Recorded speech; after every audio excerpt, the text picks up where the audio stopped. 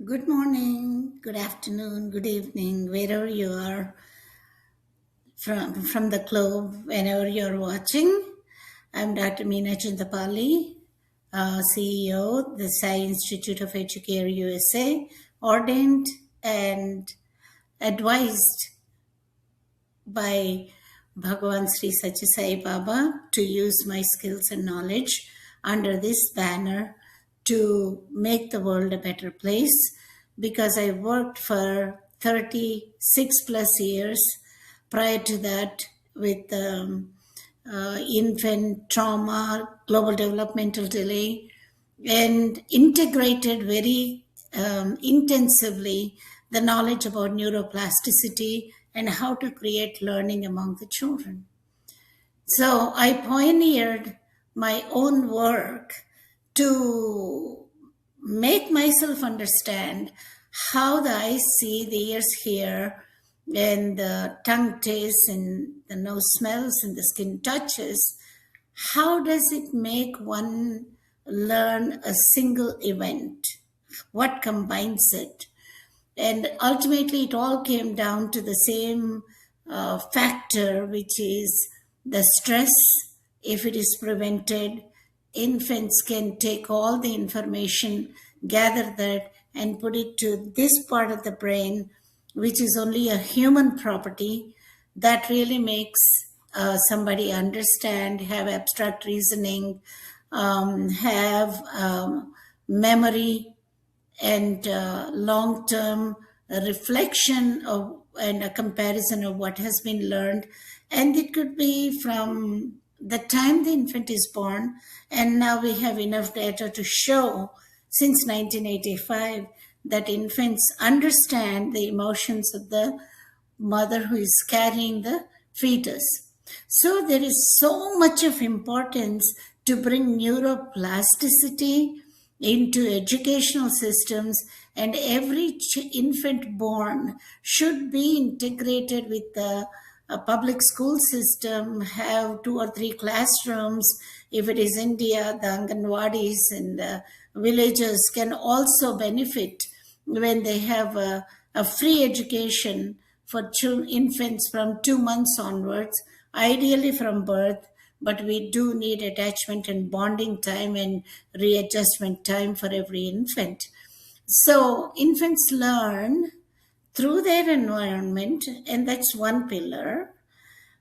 Caregiver competencies is another pillar. Educator competencies and skills, character, and professionalism and intentions is another pillar.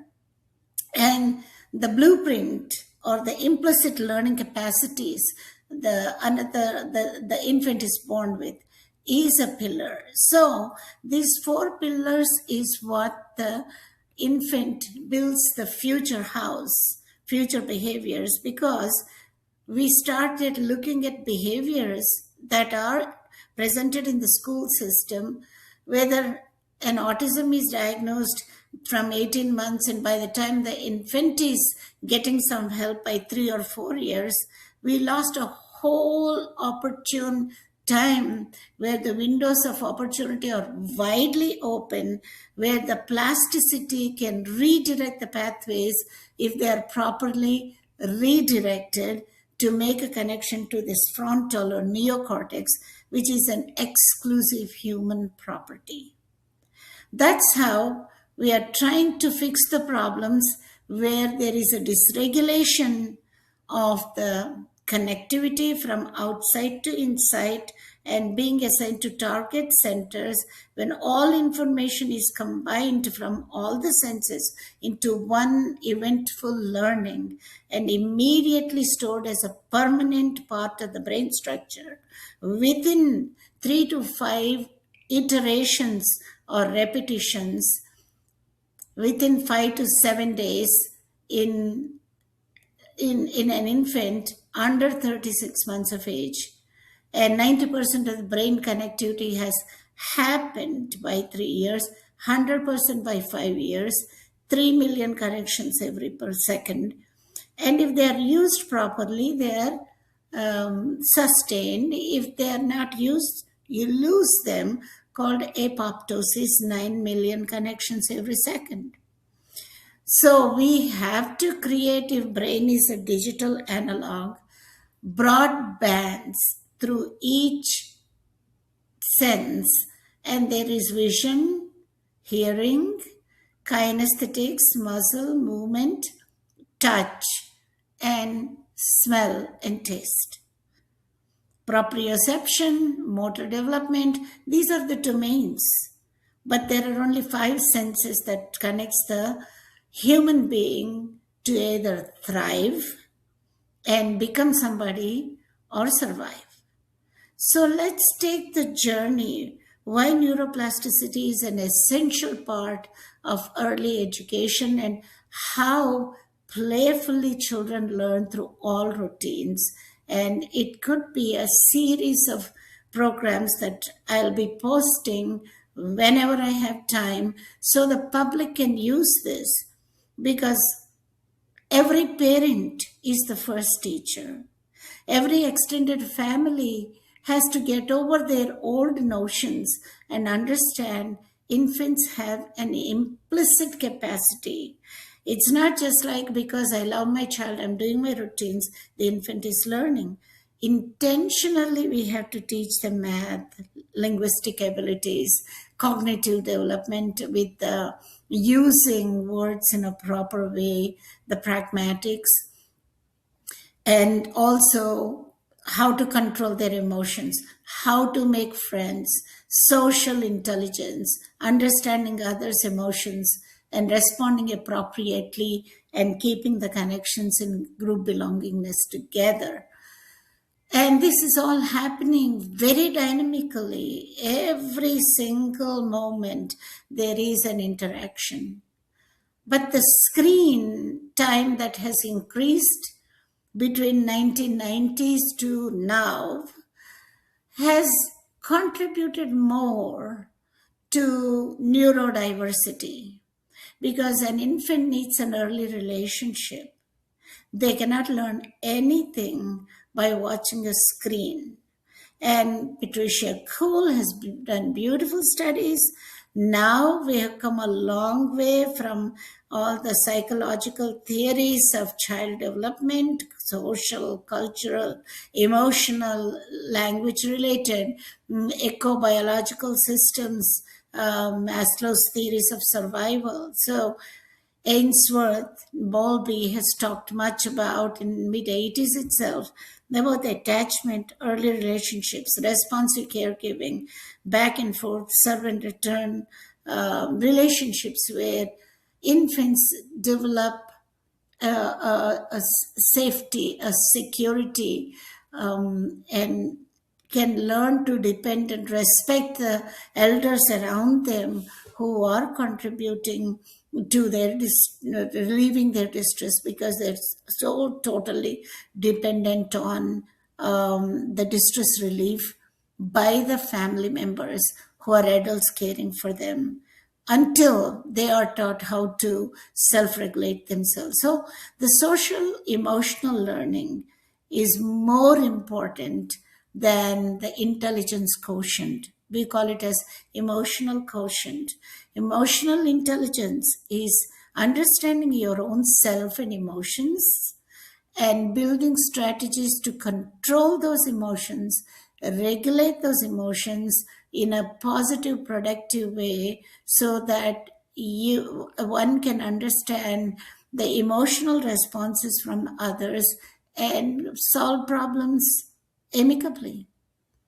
And social intelligence is understanding the body language as well as the expressed language of others, understanding, expressing, interpreting properly, and maintaining a positive relationships. Because when we grow up, from infancy to peer relationships, relationships with the parents, relationships with the siblings, relationships with the teacher, authority figures, relationships with the friends in the school, as well as when we go to work, it is the same foundation that will maintain the relationships. Social relationships are important. Amicable problem solving skills are very, very important. And so the whole neuroplasticity, if properly carried out, prevents a lot of problems: physical, immunological, social emotional, neurodiversity, learning disabilities, emotional disorders, ADHD.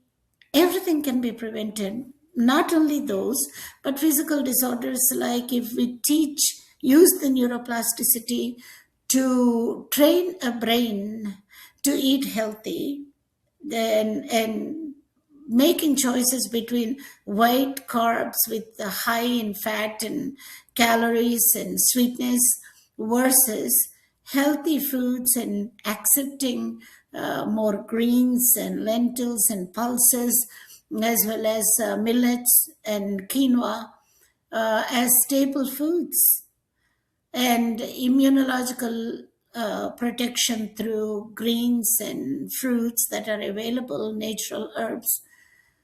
One can have a healthy, holistic physical life if one knows how to handle their stress, and lifestyle management is filled with environment, filled with exercise, eating right, and self-regulation, self-discipline, self-audit, self-reliance, self-image, self-identity.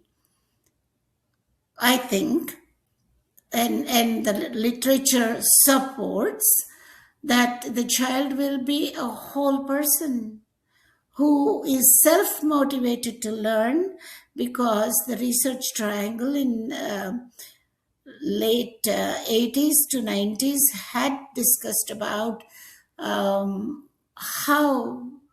a well balanced person talks about having a meaningful education to sustain a job and feed the family and feed the community and make their life comfortable. And the highest purpose of human life is not to be gimme, gimme, gimme, and get me, but how can I help others by using these hands, head, and the heart appropriately, so I could walk and help others besides my own self. And they will not do any tricks or any other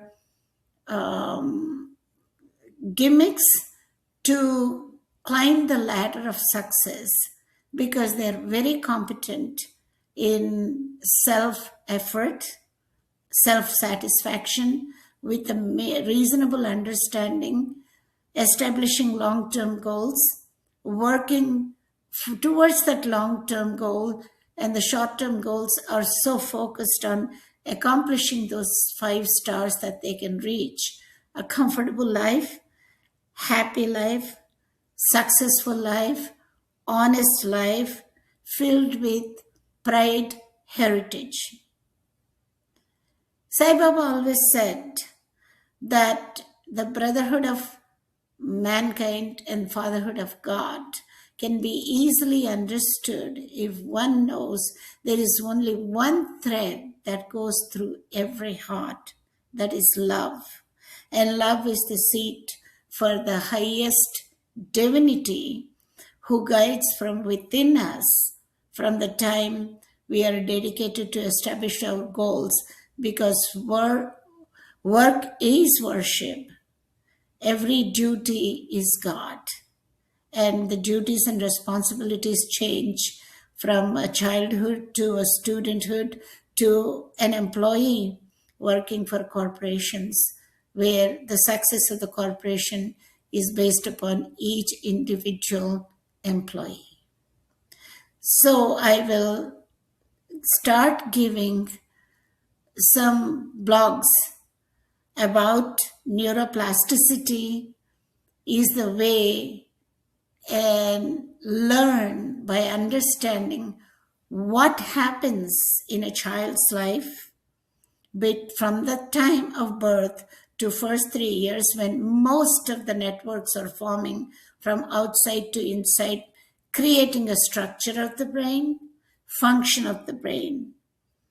And what could have influenced the structure and function of the brain if the pregnant woman is not kept happy, emotionally stressed out, was prone for infections or substance use. Because each one of these factors are called as epigenetic factors, where a risk gene can be prevented from expressing itself, can be expressed and breaks the DNA sequence through acetylation process, where a risk gene gets turned on or expressed. If one knows about the importance of lifestyle management and neuroplasticity and the happy spiritual way of living during pregnancy, one can prevent many of these disorders, because that's where the roots of the structure and function of the brain, as determined by the relationships and the lifestyle management, environment, and how we are using that environment to be productive, to put the senses into work, to gather the information from around them. So I hope this has been helpful, just as an outline to understand my experience of implementing this trauma prevention and family unity counseling on the importance of relationships started in 79, because I saw a case of psychosocial dwarfism where there was a global developmental delay, including the height and weight and neuroendocrine disturbances in a 3-year-old who started talking, who started feeling his identity when he was placed in a safe, secure, nurturing home. And that happened within 6 months. And since that time, I wondered what happened to the brain when there was some emotional abuse, not even physical abuse. And why did the brain freeze in physical growth as well as cognitive development and linguistic abilities and connecting with the world? The answers came one by one as we understood that brain is a bunch of cells, 100 billion at the time of birth, and they are waiting to connect with each other through sensory input. And it is the relationships between the adult caregiver and the infant in an environment that is conducive to safe, secure, best practices in parenting. It does not come from book. It comes from being guided or learn through some of the blogs that we try to put in to make the world a better place. Thank you for your time.